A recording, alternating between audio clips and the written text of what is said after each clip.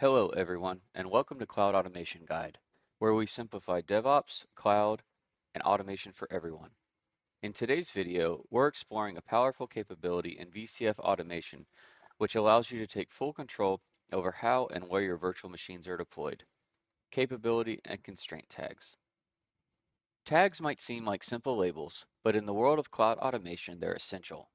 They let you define intent and then let your automation engine do the hard work of matching that intent to the right infrastructure.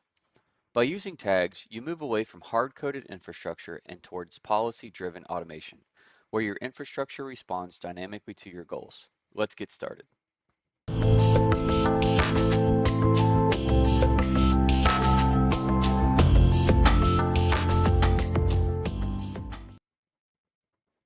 In VCF automation, tags are used to control how resources are selected during deployment. These tags describe the characteristics or requirements of a workload, such as the environment it belongs to, the storage tier it needs, and the region it should be placed in. You apply these tags as constraints within your automation templates. When a VM is deployed, the automation engine evaluates those constraints and selects only those requirements that match the specified tags. It's flexible, powerful, and scalable, and it gives you a centralized control over how workloads are distributed across your infrastructure. Let's walk through the steps to implement tag-based placement using VCF automation. First thing we're going to do is log into our ARIA Automation console and click on the Assembler tab.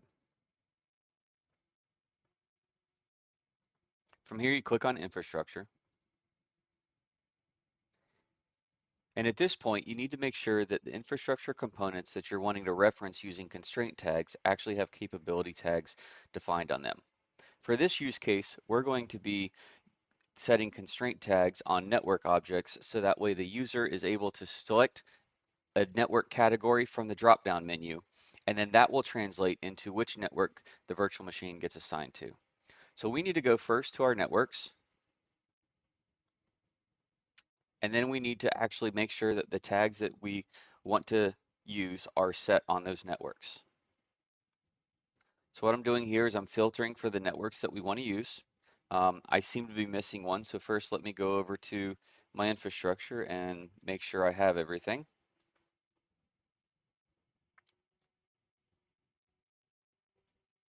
Okay.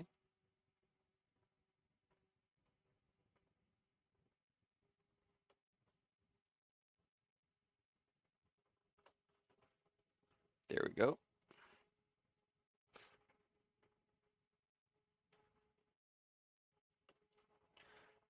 So these are prod.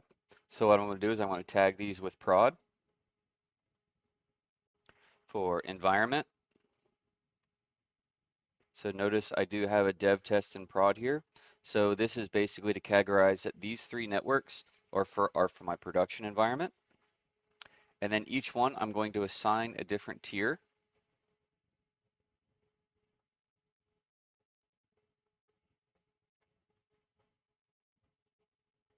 So that is my database tier. This is going to be my app tier.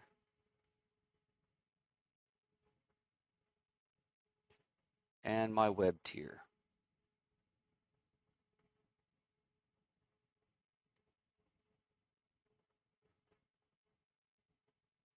And then you'll notice I have actually two sets, right? I have a dev tier and a prod tier. I believe I have one network that's not named properly, but that's okay. Let's see. Prod. Yep, I named it wrong when I created an NSX. Let me come over here and fix that real quick. A little behind the scenes action.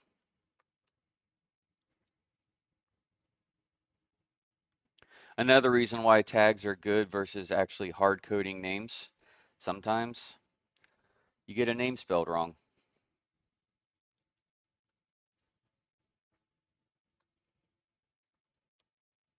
There we go.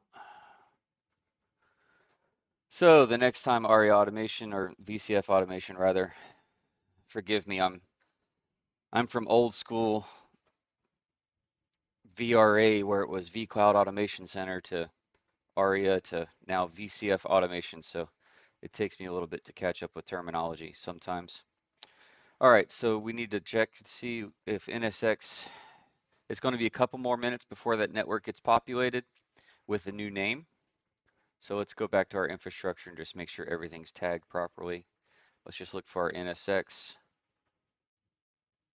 and then we'll look for, let's sort by name so we can at least get, let's just do CA. There we go. So we have our dev and we have our prod. So now that we've done that, one thing to note is that just because you have the tags on the networks doesn't mean the networks will necessarily be discoverable during the allocation process. In order to be able to use tag-based linkages or constraint tags to identify resources, resources such as networks and storage, like data stores and data store clusters, they must be contained within another container. And for networks, that container is network profiles. For data stores and data store clusters and different storage objects, if you want to identify it based upon a network tag, it must be part of a storage profile. It's just a little quirkiness about VCF automation. It just has to be in a container. So we're going to, because we're doing the networks, let's switch over to network profiles and make sure we have network profiles for what we're doing. So this is my app DB and web network profile I've created already for a different use case. Let me create two network profiles here, one for production to hold my production networks and the other to hold my development networks. So first off, let's go to the vCenter. We're going to create this, our demo dev net profile. We do not need to do a capability tag here because we're actually going to just use the tags that are on the networks themselves. So I'm going to search for everything dev, throw that in here, create, and I'm going to create one for my production. Demo prod net profile. Throw my prod networks in here.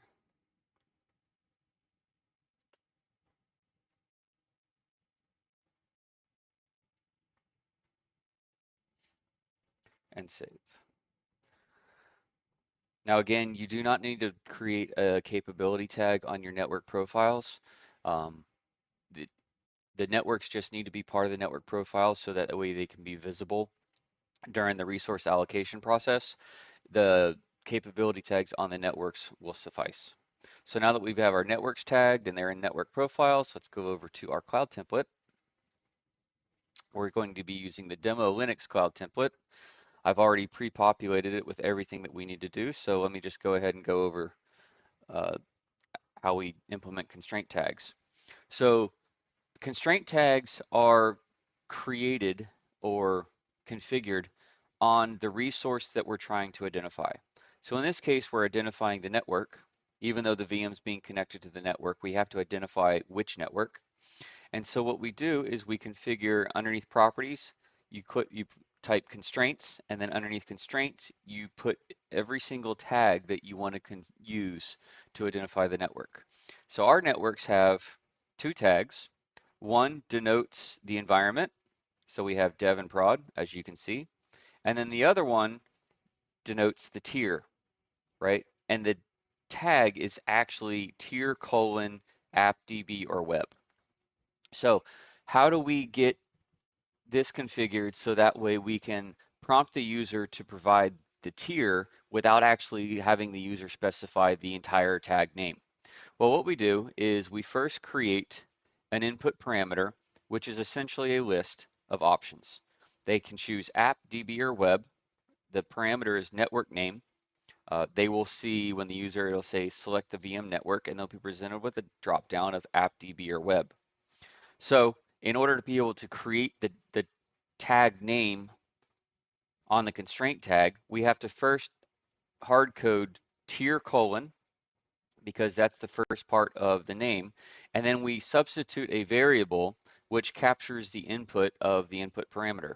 So it's tier colon and then dollar sign open bracket input to specify we're looking for inputs. And then you can see here there's everything that we have the option to pull from. And then you have the network or the parameter name, which is network name. Once you have that, you're good to go.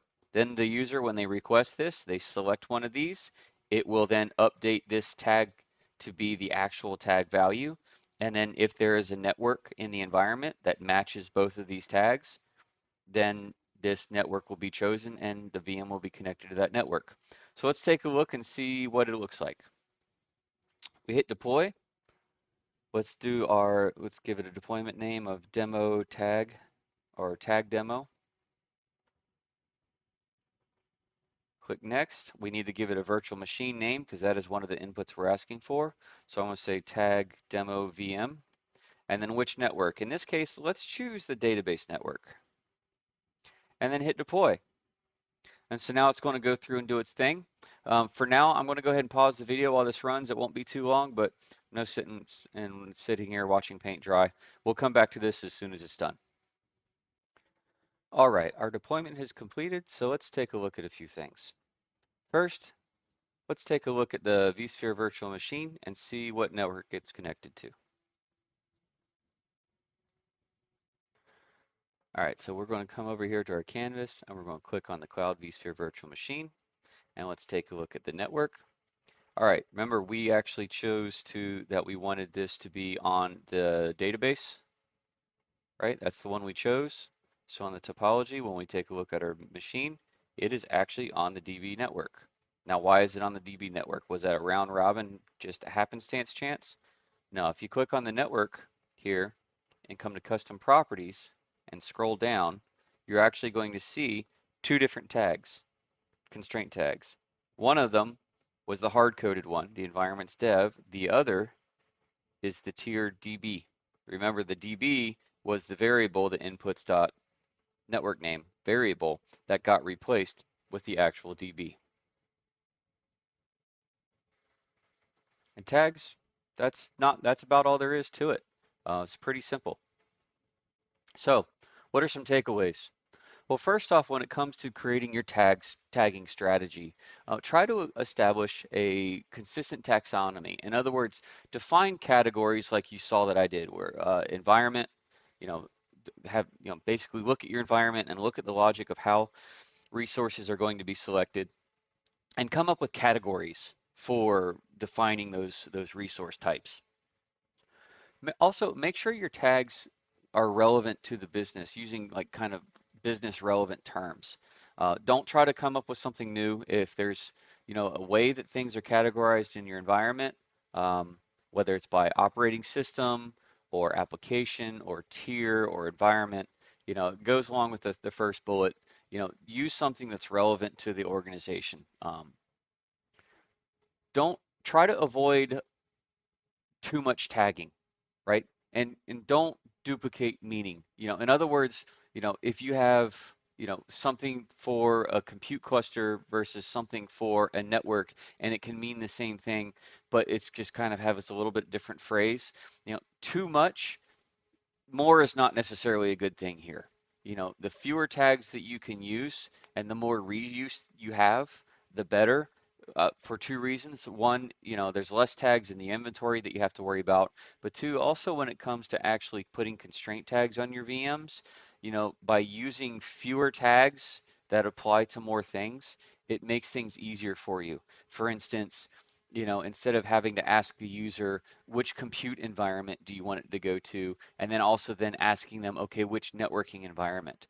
If you have a dev compute and a dev networking environment, just use dev, right? Don't do dev compute and dev network because you're asking the users to provide more information that is a little bit redundant and it becomes less user friendly.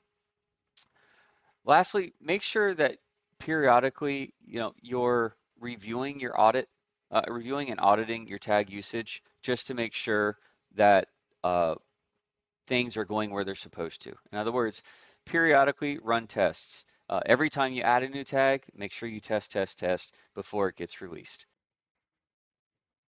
VCF Automation Tags give you precision control without sacrificing agility. By applying intent through metadata, you let your automation engine handle the complexity of infrastructure placement so you can focus on outcomes, not configurations. If this was helpful, check the links below for the full blog post and other videos in this series. And don't forget to subscribe to this channel to stay up to date on the most recent content. Also, if you're looking for downloadable content and tools to help streamline your VCF automation journey, head over to cloudautomationguide.com. Thanks for watching and happy automating.